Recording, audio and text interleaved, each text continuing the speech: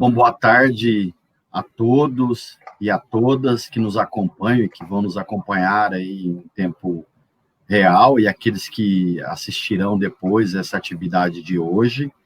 Com enorme prazer, nós iniciamos a 6ª edição da atividade História pela Rede, dialogando com textos e autores. E hoje nós temos o prazer de receber a professora Patrícia Fogelman, da Universidade de Buenos Aires, aqui com a gente, e também o professor Cândido Moreira Rodrigues, da UFMT. Gostaria, então, de convidar para a sala, para iniciar essa atividade, tanto a professora Patrícia quanto o professor Cândido. Boa tarde, professora Patrícia.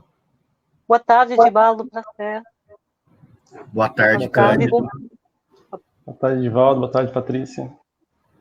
Primeiro, muito obrigado, professora, por toda a disponibilidade, por toda a gentileza, e por criar, por permitir essa possibilidade de dialogarmos aqui com você, pensarmos um pouco essa trajetória de pesquisa, conhecermos um pouco os trabalhos atuais que você desenvolve, Acho muito importante, muito rica a possibilidade da gente estreitar os laços, e poder aproximar as duas instituições, aproximar processos de pesquisa, aproximar pesquisadores, e criar esse ambiente do diálogo, A universidade, ela é importante, ela é rica, ela é referencialmente, referenciada socialmente, dentre outras coisas, porque produz conhecimento de qualidade, e porque cria a possibilidade de compartilhar esse conhecimento, de trocar experiências e de difundir o conhecimento. Então, muito, muito obrigado por permitir dialogar nessa tarde com você e ouvir você, tá? Agradecemos. Obrigada. Imagina. Obrigada. Obrigada a você.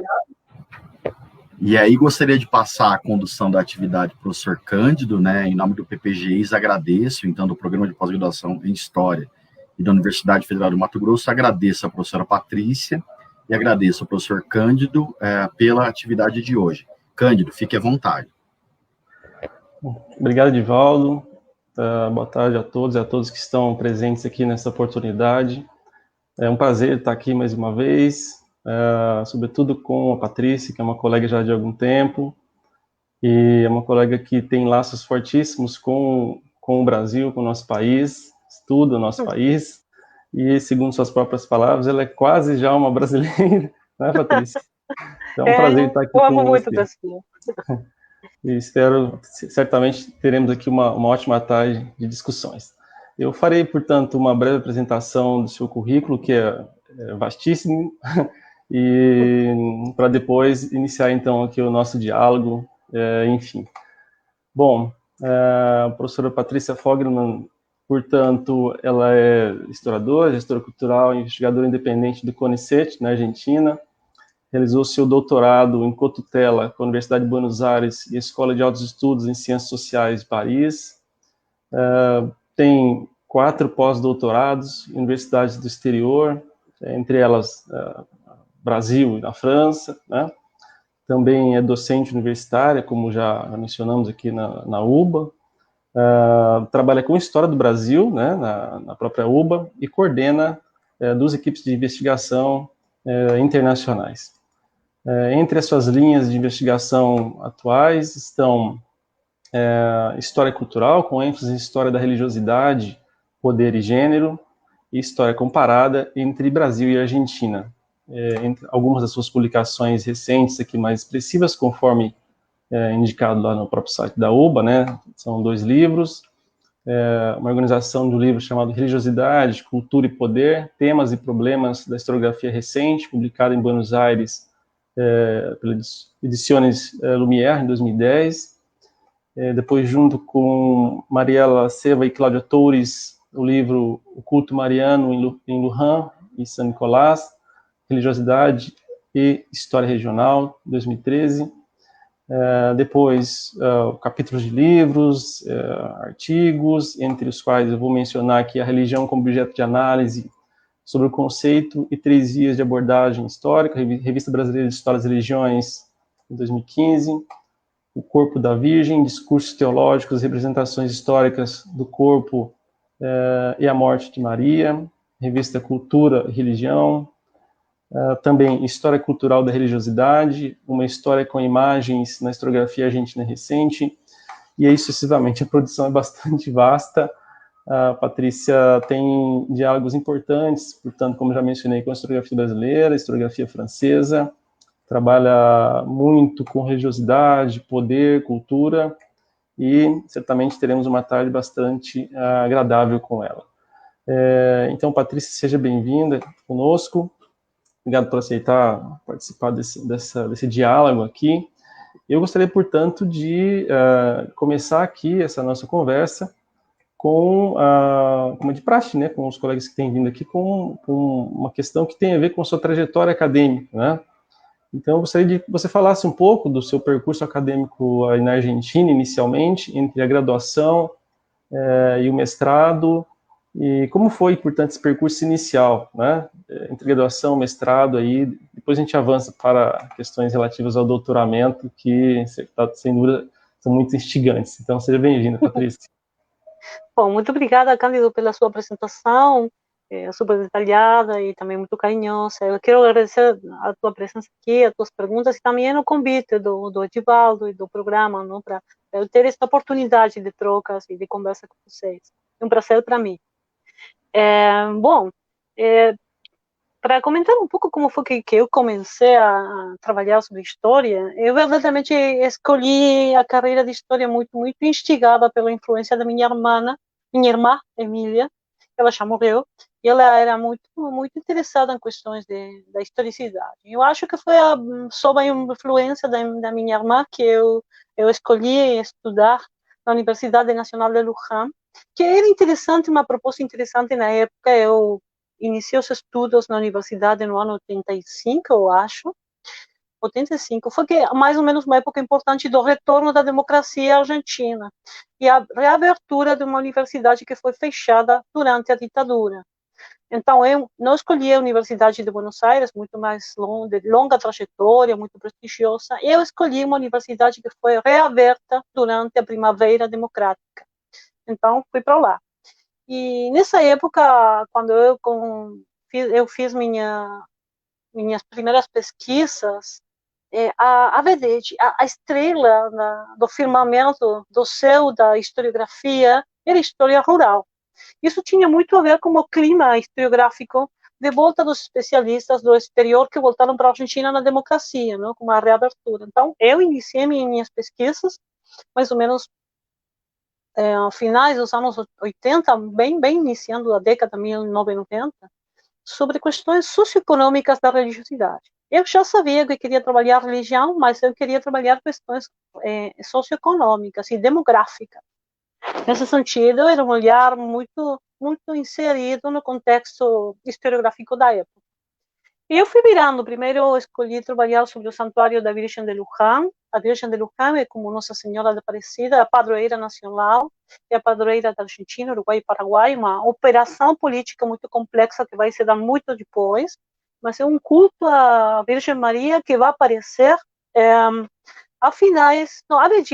meados mais ou menos do século XVII, bem cedo. Então, eu trabalhei essas questões sociodemográficas e políticas ao redor do Santuário da Virgem. Depois, quando eu defendi a minha tese de licenciatura, que é a graduação, eu fui para fazer um mestrado na Espanha. Eu fui com uma bolsa da Universidade Internacional da Andaluzia e também uma bolsa do CONICET, que é o Conselho Nacional de Pesquisas aqui da Argentina, mais ou menos parecido ao seu CNPq.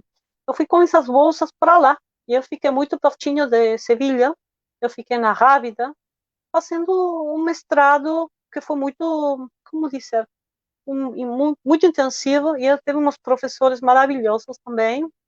Eu tive também um diretor da Universidade de Buenos Aires e uma diretora do INAH, do Instituto Nacional de Antropologia e História do México, que foram muito importantes para mim.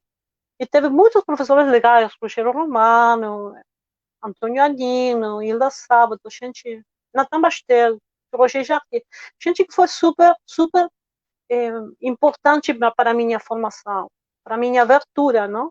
Então, fui para lá e eu passei de trabalhar as questões mais econômicas, para pensar em questões mais sociais, que tinham mais a ver com as representações e as práticas, trabalhando especificamente sobre irmandades, confrarias de devoção mariana. Sempre fiquei mais ou menos ao redor da imagem da Virgem, de Luján e de outras, mas assim como um eixo de minha pesquisa. Mas eu fui movendo um pouco, não? Da graduação, do grado para o mestrado, fui passando para a questão um pouco mais social que econômica. E tive ajudas de bolsa, sempre teve bolsa. Isso foi muito importante na minha formação. Patrícia, nesse processo que você está mencionando, como eu conheço também já um pouco, digamos, o seu percurso acadêmico, no processo que quando você caminha para o doutoramento, você faz, digamos que uma espécie de avanço, digamos assim, ou deslocamento, poderia dizer, da chamada história econômica de viés mais marxista para uma história social da religião, como você vinha mencionando, né? E nessa história social da religião, você avança para fazer o doutoramento sobre a Virgem de Luján e passa a ter contato com uma literatura, digamos que ali, norte-americana, francesa, entre os quais Ginsburg, Darton, etc. Como é que se dá esse processo na sua carreira e também ali junto com a academia onde você está localizada, aí na UBA, né? Isso foi bem recebido? Como que é esse ambiente acadêmico nesse momento para você? Foi uma época um pouco complexa, porque eu tinha muito claro que eu queria trabalhar a religião e eu não estou vindo de uma família religiosa, nem minha mãe nem meu pai eram religiosos, mas bem ateus. Ninguém praticava nada na minha casa, a gente não tinha relacionamento com imagens, e eu já percebia que tinha uma enorme curiosidade por isso. Então, quando eu abandono um pouco, quando eu abro mão um pouco dessas determinantes, condicionantes estritas das questões marxistas, sociais marxistas, talvez do marxismo ocidental, claramente o neomarxismo, não? Quando eu abro um pouco mão disso, sem deixar minha ideologia, eu começo a pensar as questões das práticas e as crenças. Eu acho que isso foi possível porque eu tive contato com uma historiografia super legal que você já mencionou, que é a historiografia, a microhistória italiana, que estava fazendo muito sucesso na Argentina. Também o arrivo da importância dos estudos culturais de Roger Chartier, e a ideia de representação também, que foi um eixo muito importante nos estudos sociais dos anos 90. Nos anos 90, a Faculdade de Filosofia, Letras e de Psicologia da UBA, Universidade de Buenos Aires, fizeram um seminário internacional e eles convocaram muitos professores franceses, especialmente Roger Chartier, Claude Invert, Jean-Claude Schmitt, deixa eu pensar, Alain de Libera, pessoal maravilhoso, e todos eles, Jan Thomas, todos eles tinham que falar ao redor da ideia da representação. Então, eu fui muito sensível, os historiadores de arte também foram sensíveis a isso. Eu fui das primeiras jovens que ficou assim como perto dessa perspectiva, muito rapidamente, porque aqui todo mundo fazia história social e econômica, e eu fui então muito mais perto disso e fui abrindo assim a cabeça para pensar outras questões não falo já de mentalidade, já falávamos de história cultural. Nesse momento é uma história cultural que era pensada como uma história antropológica. Então, para mim, foi muito importante nessa época a ideia de pensar as representações práticas dentro do para-chuva, é correta a palavra? Dentro de para-chuva cultural, em uma mistura de antropologia, história, a história das imagens, não história da arte, mas bem pertinho, história das imagens. Eu fui para a Espanha fazer meu mestrado em Roger Chartier e Zacarias Montocchias, dois professores que estavam lá na França. Zacarias estava na Espanha, mas ele passou para a França. Eles me convocaram para me inscrever e fazer a primeira tese em cotutela, co-direção institucional entre a UBA e a École d'études en Sciences Sociales de Paris.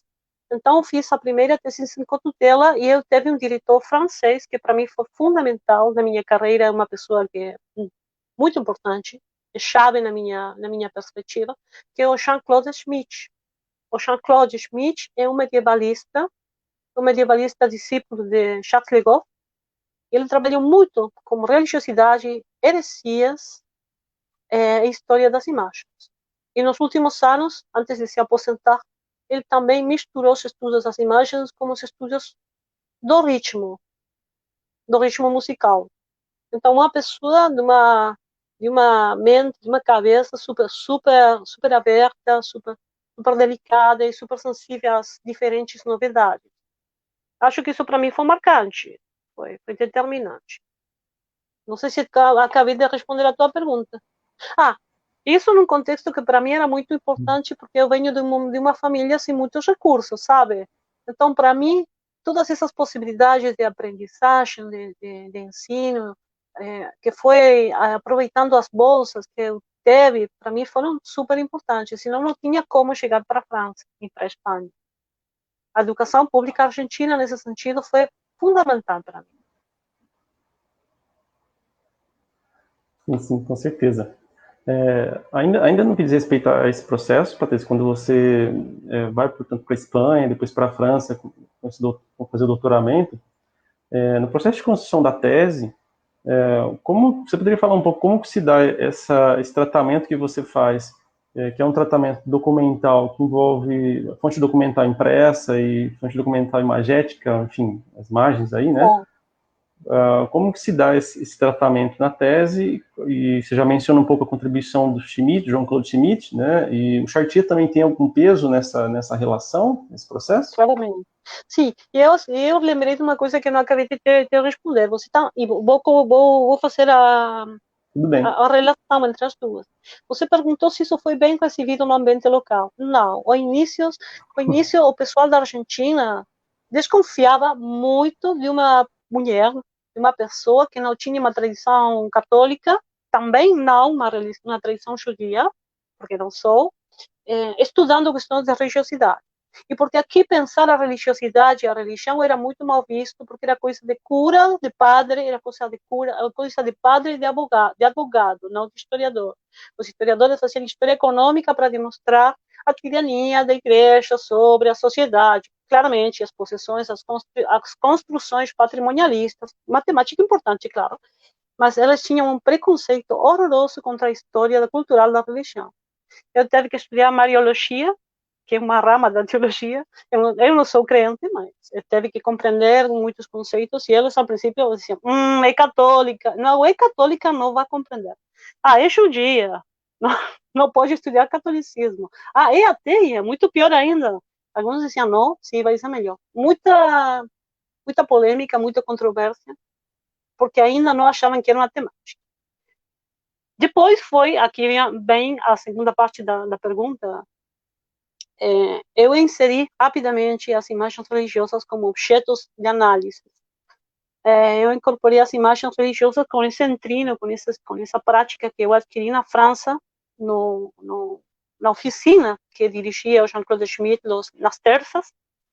Uma oficina bem prática, é uma coisa que a gente tinha que catalogar e analisar conteúdos das imagens medievais. Então, eu aprendi uma prática para pensar as funções. Então, na minha tese doutoral, eu inseri imagens e eu usei como documentos, não como ilustrações. Ao início, os historiadores locais também diziam, os historiadores não podemos fazer isso, isso são como santinhos, são quadrinhos, santinhos, isso não é material de historiador, o historiador trabalha com textos escritos. Então, ao início, minhas primeiras conversas foram muito mais legais com antropólogos e com historiadoras da arte. Por isso, eu trabalhei muito tempo em cooperação com historiadoras da arte de Buenos Aires, também de Espanha, do Brasil. A Maria Cristina Pereira, uma amiga da minha época do doutorado em Paris, e a gente tem muitas cooperações feitas com ela, que agora ela ensina, é professora da USP, antes da UFES e agora da USP. Depois, esse uso que eu fiz na minha tese doutoral de imagens foi um pouco melhor compreendido pela comunidade historiográfica argentina, e eles incorporaram também a temática da religião e também a temática das imagens. Nesse sentido, eu me sinto muito feliz de ter resistido essas primeiras reações e de ter conquistado um pouco também o campo historiográfico com novidades que eu consegui trazer. Eu acho que a palavra é trazer, não? Sim, correto. Obrigada.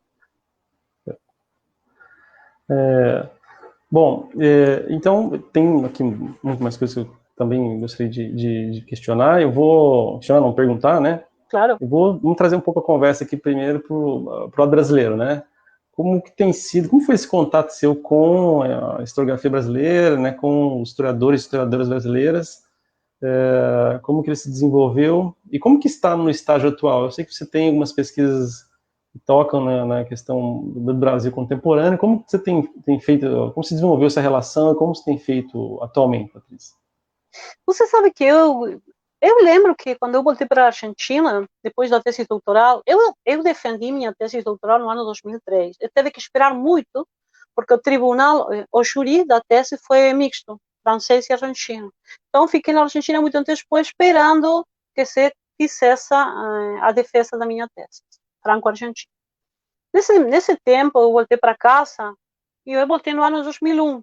Ano 2001, a Argentina estava se pegando fogo, o país estava pegando fogo, tivemos uma crise econômica-política dramática, o dinheiro do banco desaparecia, a gente não tinha poupança, não tinha como pagar as coisas, um drama. Eu pensei, nunca mais vou voltar para a França, pensei, nunca mais vou voltar para lá, eu vou fazer minha defesa aqui, vou esperar que tudo se calme. Mas nesse tempo a gente ficou em contato com a minha amiga Cristina Pereira, que eu te mencionei, e a gente ficou pensando, bom, a gente já não tem como continuar as pesquisas lá. Vamos pensar alguma coisa que podamos pesquisar aqui. Eu pensei, na Argentina, não temos quase ideia nenhuma de historiografia brasileira, só para questões de escravidão, muito pouco, verdadeiramente. E não muito mais. E questões de mercado. Tínhamos nos planos de estudos da faculdade de História, das carreiras de História, alguma informação sobre os mercados e escravidão, mínima, muito mínima. Então pensei, bom, vamos fazer alguma coisa conjunta entre Brasil e Argentina, porque minha amiga voltou nesse momento para Rio e foi para UFES, para Espírito Santo. Eu fiquei aqui em Buenos Aires. Então pensamos, vamos fazer alguma coisa comparada, vamos fundar na Argentina um grupo de pesquisa de história brasileira. Eu pensei nesse momento brasileira portuguesa, porque a gente vinha de trabalhar história colonial, da colônia, então não tem como pensar o Brasil sem pensar a metrópole na era colonial. Então pensei assim, GBIP, Grupo de Pesquisas em História de Brasil e Portugal, que ficou verdadeiramente um grupo de pesquisa de Brasil. E eu pensei também em fazer um workshop de história comparada, que é bom, que você conhece muito bem, que a gente já tem feito. E, bom, então a gente armou um grupo de pesquisa onde eu tentei fazer trabalhos comparativos com o Brasil. Por isso fui várias vezes para lá, aprendi a falar esse portunhol estranho que ainda falo, mas li muita literatura brasileira, no início da era colonial, mas depois eu fui avançando mais um pouco. Estou longe ainda de ser brasilianista, não sou tão cara de pau para ouvir falar de brasilianista, mas eu sou, sim, apaixonada pelo Brasil e a história do Brasil. Eu aprendo permanentemente dos meus colegas que moram lá e que pesquisam lá. E eu amei uma biblioteca interessante que não está feita com os recursos da faculdade, que sempre está vivendo uma crise econômica muito forte, mas eu consegui amar uma biblioteca especializada na história do Brasil do ano 2008 para aqui, bastante interessante. Eu fundei uma cátedra de estudos de história do Brasil na UBA, que é uma cátedra, é uma matéria optativa, não é obrigatória ainda, mas a gente pode se inscrever, os alunos podem se inscrever e cursar uma matéria que tem um programa tudo feito em português, ou seja, o material praticamente é 90, 95% de textos brasileiros e escritos em português. É uma experiência, acho que ainda é uma experiência quase única, como uma introdução a uma história geral brasileira. E, nesse sentido, teve muita ajuda, Cândido, tua também, e de outros colegas que fizeram convênios de cooperação internacional conosco. E eu tentei sempre, aliás, além de reconhecer os aportes dos meus colegas, fazer redes, fazer o tecido de redes, um pouco a metáfora do texto que eu te mandei ontem, não? Fazer o tecido de uma rede acadêmica que nos permita trocar ideias, materiais, trabalhar conjuntamente. Isso para mim é super importante. E depois virei uma apaixonada no Brasil. Tá ótimo, Patrícia. Queria chamar a atenção para outro ponto também, que sei que você tem atuado contemporaneamente, né? Você desenvolve aí também pesquisas, atividades de pesquisa, ensino, extensão, voltados aí para a religiosidade contemporânea, mas também atua discutindo questões de gênero, na militância por direito das mulheres, né? Também gosta muito das artes, especialmente pintura, poesia. Eu gostaria que você falasse um pouco digamos, desse novo momento da sua carreira, né, da sua vida, voltando para essas temáticas que tocam direitos humanos, né, na democracia enfim, como você veria esse momento atual? Tá, interessantíssima pergunta, agradeço muito, porque me permite pensar as coisas na temporalidade, um pouquinho mais longa.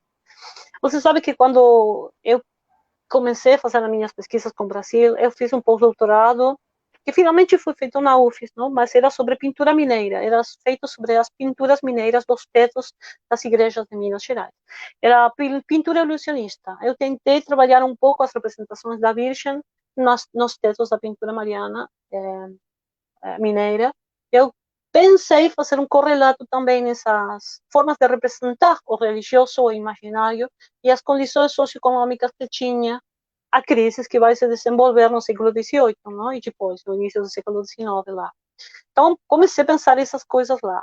E depois, eu avancei mais no tempo e me interessei por questões mais contemporâneas, pensando uma perspectiva comparada entre Argentina e Brasil. Isso foi feito ao redor de um tema que são as oferendas. Vocês chamam de oferendas que a gente fala de ex-votos, promessa cumprida. Esses são pequenos objetos, lembrancinhas que vão se deixar lá no santuário, no Nosso Senhor de Bonfim, Aparecida em São Paulo, muitas. Então, ao redor das imagens dos objetos, eu comecei a pensar muito mais de perto as formas da religiosidade contemporânea, me aproximando muito mais ao contemporâneo, perdendo um pouco o medo ou talvez o prejuízo de um historiadora colonial, para pensar já nas questões muito mais recentes, que são muito mais queimantes, ardem muito mais na pele e na carne viva dos historiadores, eu acho. Então, eu passei a trabalhar essas questões mais da religiosidade contemporânea. E nos últimos anos, eu aqui na Argentina, eu agora estou fechando um livrinho, Cândido, você ainda não sabe isso, eu vou te contar. Eu estou fechando um livrinho que é sobre oferendas e disputas como objetos culturais, bem contemporâneo. E tem um trabalho sobre Bariloche, na Argentina, sobre Buenos Aires, sobre Luján, sobre Aparecida. Eu fiz um trabalho sobre Aparecida. E um trabalho em cooperação com uma orientanda que é sobre Oxum e Maria também. Pensando, então, os objetos devocionais que misturam Oxum com Maria. Então, sempre estou assim pensando um pouco nas conexões entre a Argentina e o Brasil. Bem contemporâneo, bem no dia de hoje. Esse projeto está acabando, por isso eu estou fechando o livro. E eu pensei para a minha próxima fase de pesquisa do CONICET propor um trabalho que eu já apresentei, que é sobre os desplaçamentos do religioso, da matriz religiosa, em um conjunto de atores sociais que são claramente anticlericais. Você sabe que na Argentina a organização do feminismo é muito forte, é um movimento muito dinâmico, super crítico da ordem instituída, é uma organização plural, diversa, com brigas internas, mas também com uma força enorme, está levando para frente grandes lutas. E elas são praticamente, em sentido geral, anticlericais. Mas, dentro do feminismo mesmo, eu observei que tem performance, tem práticas que incorporam de algum jeito certas ideias, discursos e ritualizações de origem religiosa, católico, New Age, de matriz africana em alguns casos. Então pensei como compreender esse avanço da secularização na Argentina, que existe, que é real, dentro de um processo mais complexo que vai mais longe que um desencantamento do mundo. É o processo que eu gostei de chamar reencantamento do mundo, em chave queer, Nesse sentido, estou trabalhando com feministas, ativistas, feministas que fazem performance ativistas de arte política. E eu trabalho também com travestis que incorporam as suas no mundo da arte, sim? Temos muitas artistas travesti, magníficas artistas travesti ou mulheres trans que incorporam um monte de questões que vêm da matriz da religiosidade e elas são claramente anticlericais. E depois eu vi muitos desplaçamentos religiosos em práticas como exposições de museus, performance, críticas, deixa eu pensar. Bom, um monte de expressões que são basicamente em contra da ordem estabelecida, mas incorporando ainda formas anteriores. Então, por isso que eu chamo reencantamento do mundo. É minha proposta mais assim recente, que está agora. Eu apresentei algum artigo, já publiquei um artigo sobre as travestis na arte em porteñas, da Argentina, mas eu publiquei na revista brasileira. É a última novidade, o último desafio: religiosidade, gênero e queer. Interessante. Bom, fiquei ansioso para aguardando a publicação do livro, né, e também para conhecer essas outras produções. Prazer, você falando nessa questão de secularização, né, ou no sentido inverso, de reencantamento do mundo, nessa pesquisa que você vem desenvolvendo sobre essas questões, quer dizer, você fala que há também, por outro lado, que é o reencantamento, e por outro lado, há também um certo anticlericalismo, né? Como que elas têm percebido isso? Ou você leva, enquanto pesquisadora, enquanto cidadã, isso também para o ambiente de discussão coletivo? Ou isso fica mais no âmbito da pesquisa mesmo que você faz? É coisa complicada ainda porque é muito incipiente, muito nova. Eu estou iniciando essas pesquisas. Já tinha um dos artigos circulando, mas ainda a minha pesquisa não está muito consolidada. Eu acabo de fazer um planejamento muito maior, que inclui também as drag queens, por exemplo. Eu tenho feito as entrevistas e demais. Mas eu estou numa fase ainda de fazer entrevistas, filmar, obter documentações visuais, musicais, incorporo também vídeos, incorporo canções, performances, monólogos. Eu falo muito com elas. E elas, se você está falando das feministas, por um lado, e está falando das travestis e das drag queens, por outro, elas não têm uma clara consciência ainda de que elas estão inserindo categorias religiosas nas suas práticas. Eu acho que isso vai ser um pouco uma revisão posterior, quando a gente consiga devolver, dar de volta, passar de volta um pouco a bola das novidades, não? Porque eu estou na fase de perguntar, observar e analisar, mas também eu respeito muito a ordem das crenças pessoais. Acho que todo mundo tem direito a ter a sua própria crença, mas não intervir violentamente sobre as crenças dos demais, a menos que a coisa seja, digamos, de uma violência, sim. Tem questões de religiosidade que eu não vou compartilhar nunca. Estou falando de práticas muito, muito violentas, sobretudo com mulheres, meninas e demais. Mas acho que se uma pessoa tem vontade de acreditar em Deus, tem vontade de acreditar em Iemanjá, tem vontade de acreditar em, não sei, Gauchito Hill, tem direito. E se também tem direito a não acreditar em nada. Não acreditar em nada, mas cultuar alguma coisa. Porque acho que temos também um espaço para as liberdades pessoais que tem que ser sempre respeitado.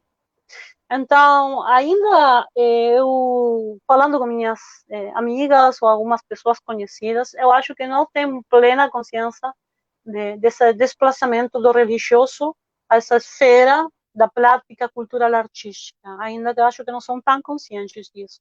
Está ainda numa matriz e as pessoas seguem bebendo dessa água sem ter muita clareza sobre o que estão fazendo, eu acho. Porque eu estou, por exemplo, vendo as pessoas assim muito mais anticlericais conformar um retábulo, acho que a palavra está correta, retábulo, não?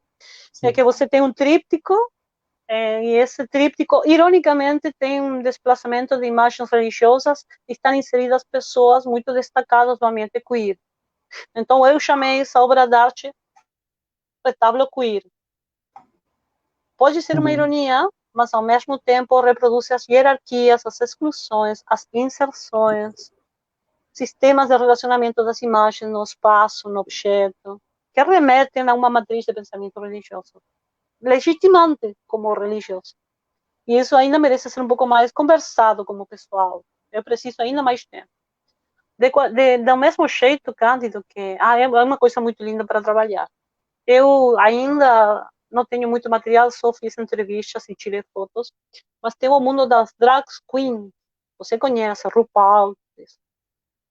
Tem umas performances incríveis, mas tem muita performance ainda crítica, alternativa, provocativa, que incorpora questões de sentido religioso. Tem freiras, tem um formato de freira, tem formato de diabo, tem anjo, tem anjinha, tem santa, tem virgem, claro. Então, dá para pensar muita coisa ao redor. Legal, Patrícia. Olha, parabéns, viu? Que pesquisa maravilhosa. Te agradeço. Interessantíssimo. Né?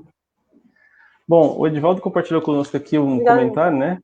Da Leidiane Gomes. Que maravilha de percurso. Obrigado por essa oportunidade de ouvir. A professora Patrícia Fogelman.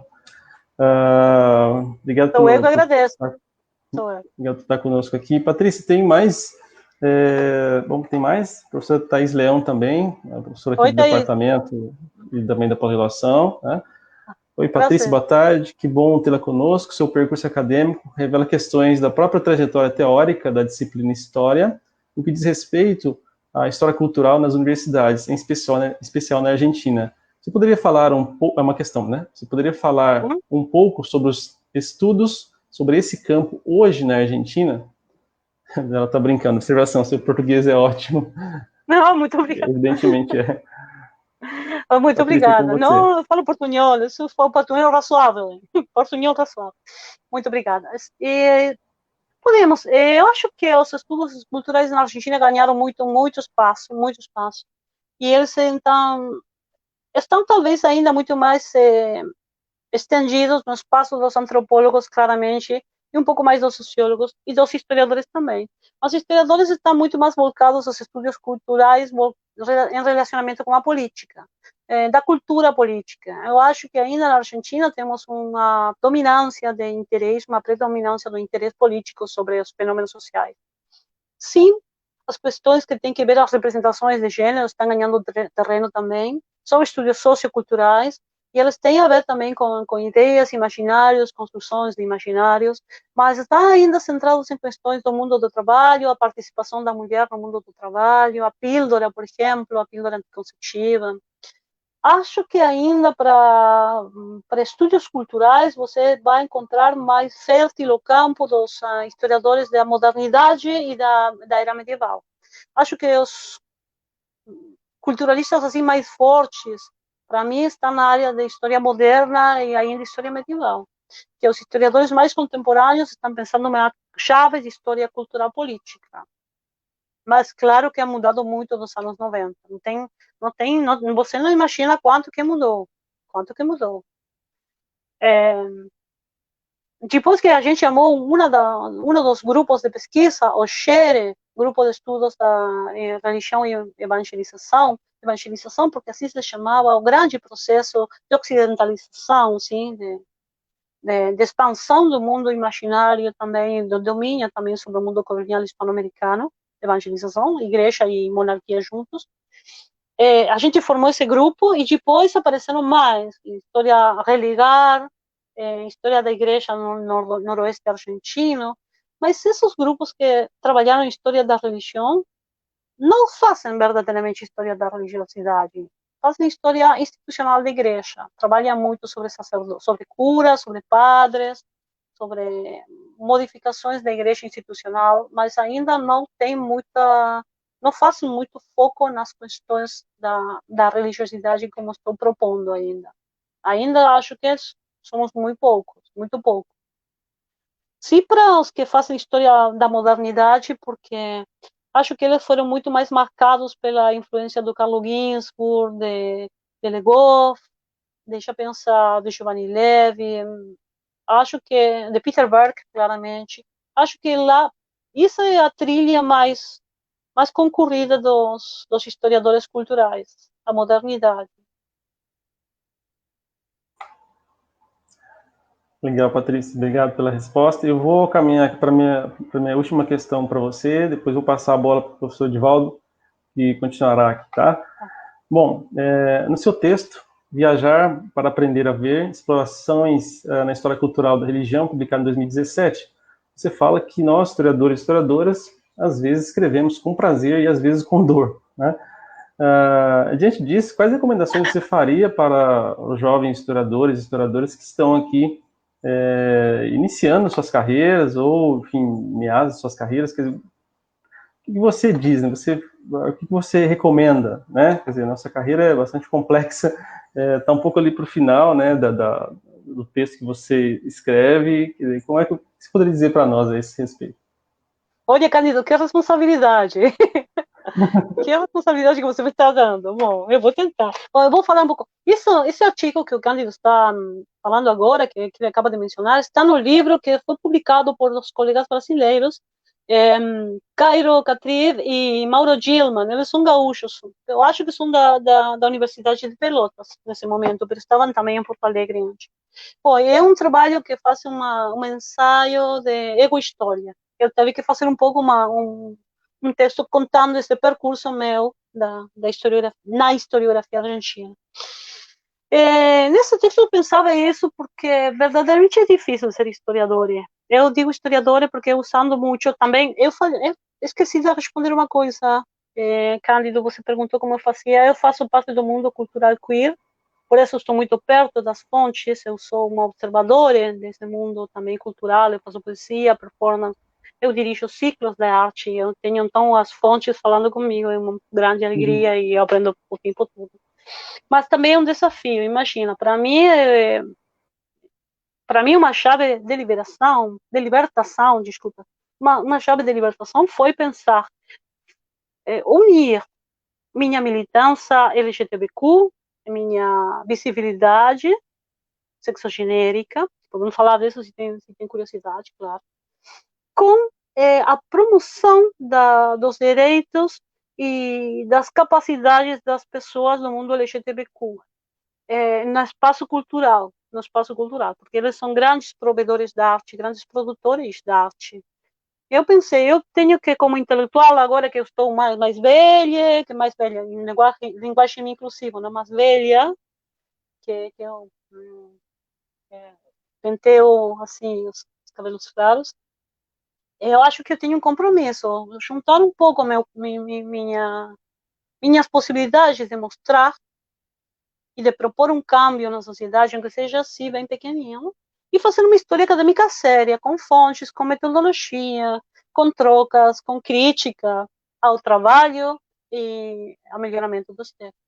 Acho, então, que o único conselho que eu gostaria de compartilhar com os jovens é ser autênticos, fazer uma boa leitura do campo e das possibilidades que eles têm e não ter medo de ser inovadores.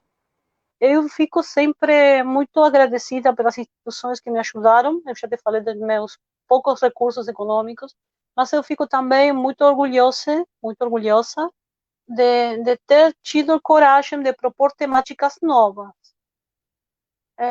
Uma coisa que para mim foi muito prazerosa, me sentir libertada a partir das minhas escolhas e minhas lutas no campo historiográfico. Não foram grandes batalhas, grandes lutas, mas foi sim muitas vezes teve que resistir influências que eram conservadoras, olhares conservadores. E eu sempre tentei ir com a minha, mas sempre aprendendo muito das pessoas que estavam antes, dos colegas, dos pares, trocar, aprender, respeitar, reconhecer os aportes dos colegas, sempre. E tentar dar uma coisa nova.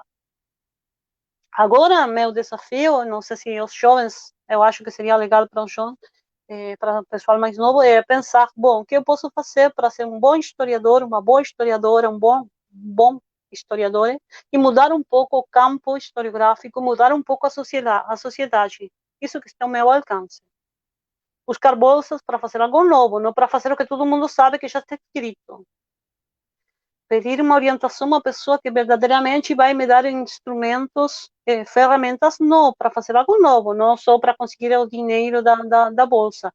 Aunque bem sei que está difícil no Brasil, não está passando um momento como antes, tem muita dificuldade para conseguir financiamentos, eu sei, tem dificuldade na CAPES, muitos organismos, eu compreendo perfeitamente, mas acho que as temáticas propostas pelos novos historiadores têm que ser genuínas, essa é minha visão das coisas. Tomara sirva. Tô falando como velha já, eu não gostei. Não, que isso. Experiência demais. Patrícia, eu vou passar aqui para o professor Edivaldo, então. Para mim é um prazer imenso te rever novamente, te ouvir aqui. Mas antes disso, eu queria só fazer um acréscimo aqui.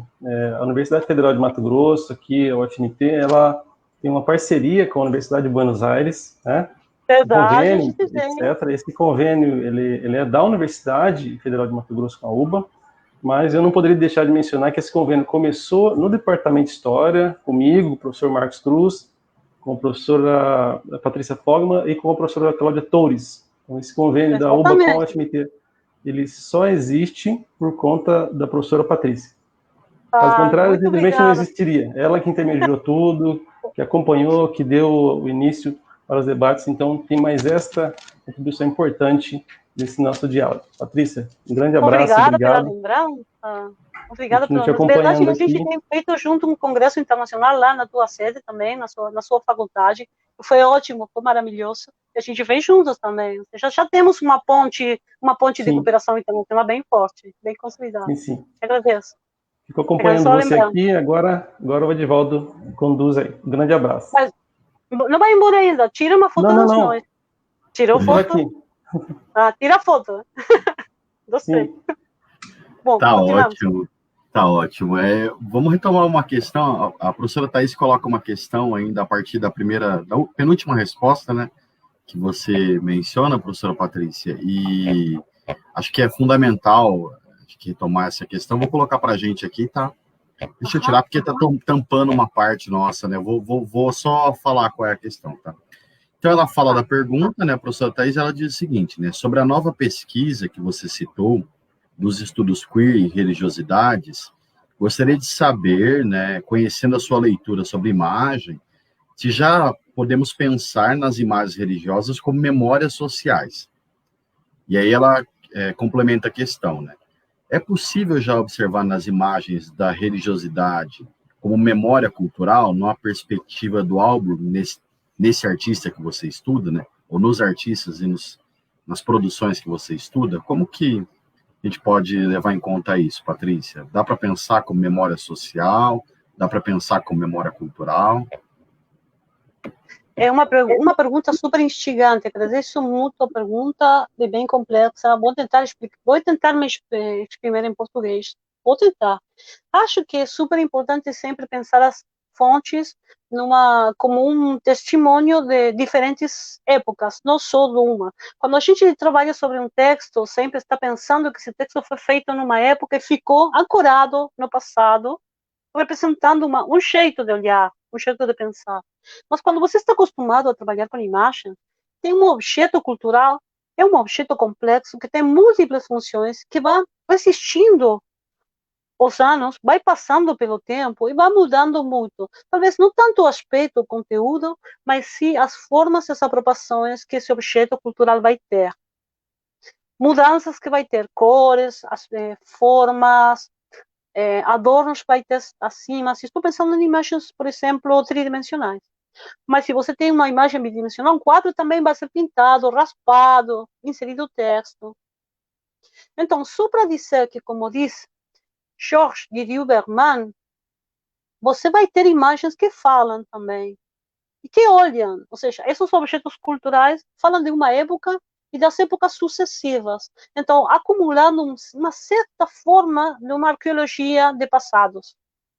Então, você tem que pensar sempre as imagens religiosas, sejam físicas ou sejam representações, como aspectos culturais que vão ter muitas improntas, vão ter muitas marcas, e você tem como pesquisador o desafio de desmontar, de fazer uma decapagem de tudo isso, para poder compreender um pouco essas funções na sociedade. Então, acho que qualquer fonte visual é um reflexo, talvez, disso que se tentou mostrar, mas não é um reflexo direto, porque tem múltiplas possibilidades de interpretação, porque é um objeto que tem sentido em uma coordenada, mas também numa constelação móvel, numa constelação que vai virar, que vai se mover no tempo, porque os atores vão ao redor desse objeto de imagem. E acontece o mesmo se você está fazendo uma análise de um videoclipe musical. O videoclipe vai ser feito de um jeito para mandar certo tipo de mensagens, vai ter uma acumulação de memória, vai ter uma carga social, com certeza. Isso vai ser apropriado por diferentes atores no tempo também. Então, acho para mim que essas imagens e objetos culturais têm uma memória, são objetos passíveis de ser analisados e compreendidas essas memórias acumuladas. E se você volta para contextos mudantes, cambiantes, vai ter também uma carga cultural super forte para pensar, para indagar. É uma resposta, eu sei que é um pouco complexa, eu não sei se me expressei muito bem em português, mas eu vou sugerir à colega dar uma olhada, talvez ela já conheça, os lindos textos de Jorge Huberman. Tem um bonito texto que se chama Ante o Tempo. Na Argentina se chamou Ante el Tiempo. E ele fala muito interessante como as imagens nos miram, nos olham, as imagens olham para nós. E depois ele tem um texto muito bonito que eu gostava de dar quando eu dava história do Brasil na França. Eu dizia história do Brasil na França, uma história comparada argentino-brasileira na França, na Sorbonne Nouvelle. E eu falava para os gurias, ia lá, as gurias, os garotos, todos eram de todas as partes, França, Latinoamérica, Europa. E eu falava, a história tem objetos, esses objetos são brasas, não sei a palavra em português, que é como uma coisa, uma peça ardente, assim, que fica quando o fogo se apaga, quando o fogo se apaga, fica às vezes um pedaço assim, de madeira que parece que está frio, mas no fundo ainda está vivo, está encendido, tem fogo. E isso tem brasa mesmo. A imagem, diz de Huberman, a imagem é uma brasa, tem um conteúdo de vida dentro, e você pega esse objeto e volta para mirar para ele, volta olhando para ele, e vai encontrar essa possibilidade de reativação. Gosto dessa metáfora, e esse texto é bonito também, para dar uma olhada. Talvez goste ela de compartilhar esses textos também. Sim, tá ótimo, muito obrigado. Gostaria também de tocar num ponto que para a gente, aqui no Brasil, tem sido um desafio, né, nos últimos anos. Nós ficamos aqui, de alguma forma, no Brasil, muito encantados com as possibilidades que a internet ela trouxe, né, na última década, sobretudo na última década. E, mais recentemente, né, nós começamos a lidar com uma dificuldade, que é o fato de ter uma grande quantidade, né, de pessoas e de sites que tratam da história também, né, que tratam da história, em alguns casos, né, tratam numa perspectiva revisionista, né. Então, a gente tem sites e agentes que indicam, né, questões sobre a escravidão, mas indicam até dizendo que a escravidão era uma instituição que existia na África, portanto, é uma instituição legítima quando trazida para a América e tal. Temos sites e agentes que tratam do golpe, né, civil-militar de 64, da ditadura militar. Enfim, nós temos vários agentes que utilizam as redes sociais para propagar um conhecimento de história numa perspectiva revisionista. Em alguns casos, né, até negacionista, né? A gente tem acompanhado uma crescente nesse sentido. Então, para a gente tem sido uma dificuldade, né? Como que está o quadro na Argentina com relação a isso, né? Bom, eu mais ou menos faço uma ideia do que você me está contando para o Brasil. Eu compreendo o perigo que temos, não, na sociedade de ter que conviver com visões cada vez mais refratárias, mais reaças, não, em função de muita coisa, não? Um panorama político bem complicado. Então, reflete um pouco essa situação, essa circunstância. É possível também porque isso é possível. eu acho. A crise forma parte disso. Na Argentina, eu acho que sempre tivemos um olhar revisionista muito marcado pelos posicionamentos políticos antes ainda da internet, e que foi sempre uma luta importante entre os autores intelectuais que faziam um olhar histórico impressionista, com um discurso político muito mais plano, muito mais lineal. E esse discurso, se bem teve uma chegada ao povo, estou falando uma generalização muito quizás absurda, não? Porque que é o povo, não? Mas popular, um alcance popular que foi muito questionado. Então, acho que os discursos sobre a história ficaram bastante dentro da órbita da legitimidade provista pelas universidades nacionais, que tem também as suas diferenças de olhares, de perspectivas mais progressistas e menos progressistas. A Argentina também é um país muito diverso, muito diferenciado.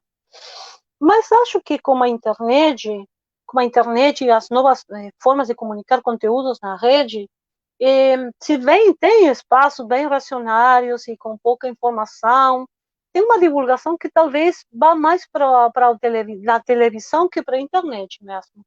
Essa divulgação está sendo cada vez mais cooptada pelos graduados universitários que estão participando dos programas de TV, por exemplo, dos licenos de programas infantis. Temos um canal educativo que se chama Encontro, que é super legal. Tem já vários anos de ser muito interessante, de produzir conteúdos legais. Então, acho que acontece na Argentina que essa situação não é tão tirante, não é tão complexa como no Brasil, porque estamos passando uma outra época diferente. É um tema delicado, mas vocês estão vendo, além das diferenças políticas que eu possa ter com o governo, com os governos anteriores, claramente, sobretudo como o último que passou. Além dessas diferenças, acho que a Argentina está mais ou menos numa esfera de certo olhar um pouco mais voltado hacia uma visão um pouco mais democrática da situação. E isso faz que talvez os discursos que circulam na internet, na rede, não sejam tão reacionários. Acho que nós estamos no mesmo momento que, infelizmente, está o Brasil. Estamos em momentos complicados, delicados. Não estou dizendo que a gente esteja bem, claro que não. Mas acho que a coisa não está tão difícil. Então, os textos que circulam aqui não têm tanta chegada ao povo. São textos que não têm muita importância. Quando as pessoas têm que ler, vão ler alguma coisa que foi feita por algum professor da universidade que está fazendo boa divulgação. Acho que está muito mais controlada essa situação. E faz parte de um horizonte político mais geral.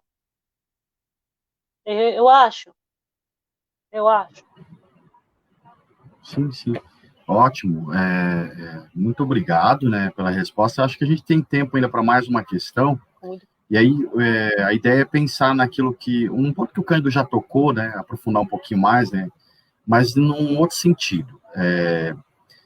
Quais são, assim, se a gente pudesse elencar, né, ou apontar, né, quais são as dificuldades, né, os obstáculos, mas também as possibilidades que vocês têm, né, na Argentina para a formação do estudante de história? Como que a gente poderia... quais os desafios que na Argentina é preciso enfrentar, ou que você, Patrícia, está enfrentando para formar o estudante de ciências humanas, de modo geral, mais especificamente de história, né? Se pudesse falar um pouquinho para a gente. Justamente uma pergunta em uma situação particular, porque a gente não está dando aulas, porque a gente está em pandemia, mas eu justamente estou com licença na Universidade Nacional de Luján, não estou dando aulas, e não estou dando filo em UBA. Eu também não, acabei o ano passado esse ano em março. Acabou o contrato já. Agora não estou dando aulas. Talvez o ano próximo possa ofertar de novo a História do Brasil. Mas ainda, nesse momento, estou desligada das aulas. Mas tenho uma vida inteira. Eu acho que são mais de 30 anos já. Mais de 30 dando aulas na universidade. Acho que o principal problema é que as pessoas que gostam de estudar História tem sempre o preconceito de que não vai ganhar dinheiro. Então, tem muito pessoal que prefere fazer outras coisas para poder resolver essa situação. E que a carreira de História não é igual em todas as universidades, mas tem algumas, como, por exemplo, a UBA, e a Universidade de Luján também, sobretudo a UBA, que tem um programa de ensino muito exigente, com uma quantidade de leituras muito grandes. Então, verdade que não é para todo mundo nesse sentido. É de graça, você pode, é de graça, não é de graça, não é gratuita que não é mesmo. A gente paga impostos e temos educação de boa qualidade. Mas não tem exame de ingresso, tem um ano de ensino de formação geral, mas não temos um exame, não temos, esqueci a palavra, não temos vestibular, aqui não temos. Mas o problema é que depois a carreira é muito exigente e tem muito material para ler. E isso não é bom para todo mundo, porque verdadeiramente pessoal que não tem recursos porque tem que trabalhar. Ou mora longe. Então, as questões econômicas são fortemente condicionantes. A gente vive sempre em crise. A Argentina não sempre vive em crise. Depois, é verdade que não temos muitas bolsas para estudantes. Temos uma política estatal que protege sim, a educação gratuita, mas os principais financiamentos, os principais orçamentos são atendidos para as ciências duras, as ciências exatas. Então, para humanidades vem pouca verba, verdadeiramente temos pouco dinheiro para promover becas, para promover bolsas. CONICET não dá bolsas para estudantes de graduação, dá bolsas para estudantes que vão fazer a tese doutoral e que tem que ter já um capital acadêmico, uma produção mínima que demonstre que eles têm possibilidades de desenvolver a pesquisa. Então, eu acho que as condições econômicas são fortemente limitantes. Esse é o principal problema, eu acho. E depois, a dificuldade para conseguir um trabalho vinculado, não, à carreira. É bastante competitivo nesse sentido, depois, para conseguir uma bolsa. Não só é difícil para os estudantes. Temos aqui uma coisa que eu acho que no Brasil, felizmente, não existe, que aqui temos, e que a gente fala de trabalho ad honorem, ou seja, trabalhar de graça. Esses estudantes que conseguem se receber vão trabalhar em colégios, em escolas de ensino médio. Tudo bem, manter algum salário, mas tem alguns deles que vão tentar entrar à universidade para ser professores e vão se encontrar com uma tristeza de que não tem cargos para dar, não tem como conseguir um salário, e alguns deles, só alguns, vão resistir um tempo trabalhando também nas cátedras, ou seja, os equipos docentes, onde tem muito professor, doutorado, pós-doutorado, trabalhando ad honorem. É uma vergonha do sistema educativo. Se bem a gente tem orgulho pelos resultados e as publicações, temos vergonha de que ainda não todo professor universitário tem salário. Tem muito que não tem. Então, não é um grande panorama para estudar na universidade. É só para alguns, nesse sentido. As portas estão abertas para todos, mas verdadeiramente vão chegar uns poucos.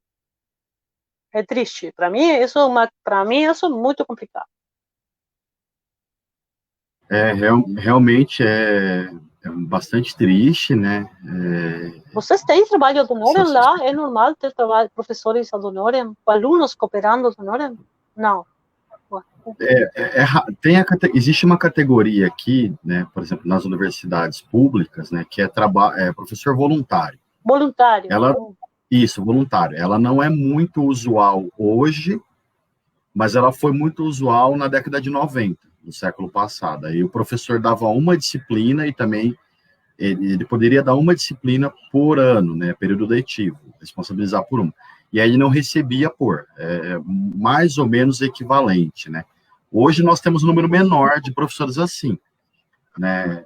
Em algumas carreiras, em algumas áreas, tem professores que aceitam esse tipo de categoria, né? Porque a profissão traz um dado status. Por exemplo, né? Existem alguns juízes de direito que vão trabalhar como voluntários. Então, ele é juiz, a profissão dele é juiz. Aí ele vai a essa categoria. Mas em algumas áreas, como licenciaturas, né, a gente tem também professores voluntários em uma quantidade não tão significativa como você relata aí, mas temos também. Bom, não sabia que tinha, pensei que vocês não tinham já. Tomara que isso não se espalhe, tomara que não se espalhe. tem a categoria, é regulamentado, tem até esse nome, professor voluntário, né? O nome é muito significativo, né? Também a denominação, né? Voluntário, ele está se voluntariando, enfim, bastante complicado. Cândido, então, e professora Patrícia, né? Nós vamos encerrando a atividade. Eu gostaria de passar para o Cândido, né? Para tecer as considerações finais, comentários e, enfim, agradecimentos. E depois a professora Patrícia também. Cândido, fique à vontade, tá? Bom, foi um prazer estar aqui com você, Edivaldo, com a Patrícia também. Agradecer a todos e a todas que nos assistiram até esse momento, parabenizar a coordenação do Programa de Pós-Graduação em História da UFMT, por esse ciclo de atividades que vem desenvolvendo, por essa estruturação importante do programa que tem colocado em prática, e dizer que a tarde foi maravilhosa, muito feliz em ter estado com vocês, né, com a Patrícia, revisto, e desejar que daqui para frente nós, cada dia mais, possamos, aprimorar os nossos contatos aí com a Patrícia, com a Universidade de Buenos Aires, com os colegas argentinos. Sem dúvida, temos todos muito a ganhar com esses novos contatos.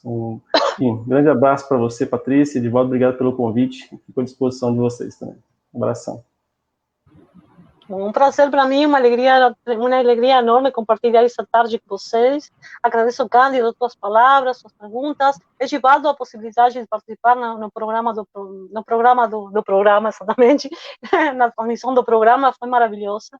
Você é super cordial. Agradeço muito a possibilidade. Eu fico aqui à disposição para fazer trocas e futuros projetos. Vamos juntos. Nós agradecemos imensamente, né, a participação do Cândido, imensamente a professora Patrícia, né, por dispor aí do seu tempo e por compartilhar com a gente, né. Acho que questões muito instigantes do ponto de vista teórico ou metodológico para pensar na produção do conhecimento histórico. É muito importante conhecer as perspectivas, né, e os projetos que você tem desenvolvido, né, e os trabalhos que tem realizado agora, né, nos últimos anos aí. Acho que isso para a gente é muito enriquecedor, né, inclusive para pensar possibilidades de trabalho para os nossos alunos, para os nossos pesquisadores também olharem essas possibilidades, né, e também é muito gratificante poder acompanhar a sua trajetória, né, ouvir você falar um pouco da sua formação, ouvir você mencionar, né, a importância que a universidade teve na sua vida, né, tanto por permitir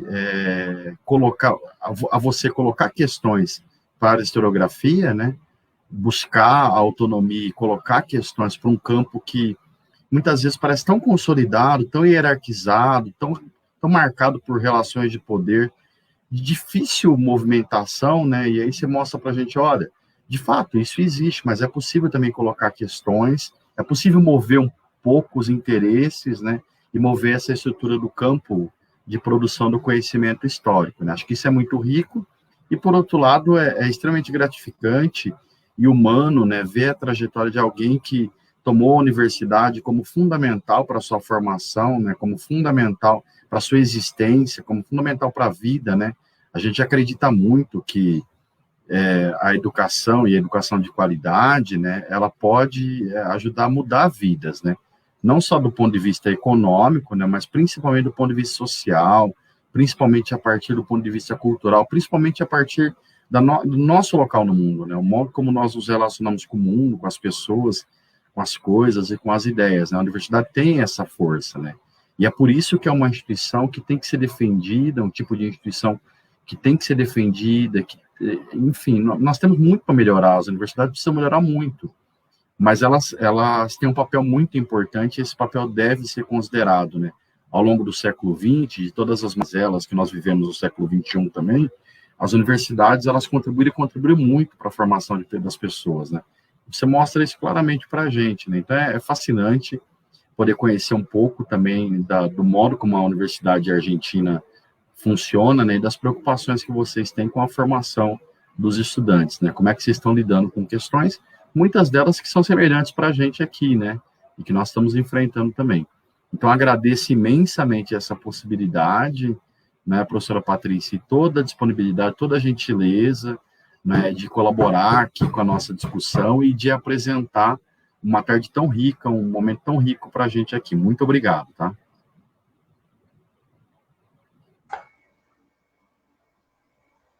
Prazer para mim, muito obrigada. Gracias. Tchau, Gracias y que tchau, estén muy Patrícia. bien. Todo lo mejor para ustedes. Gracias.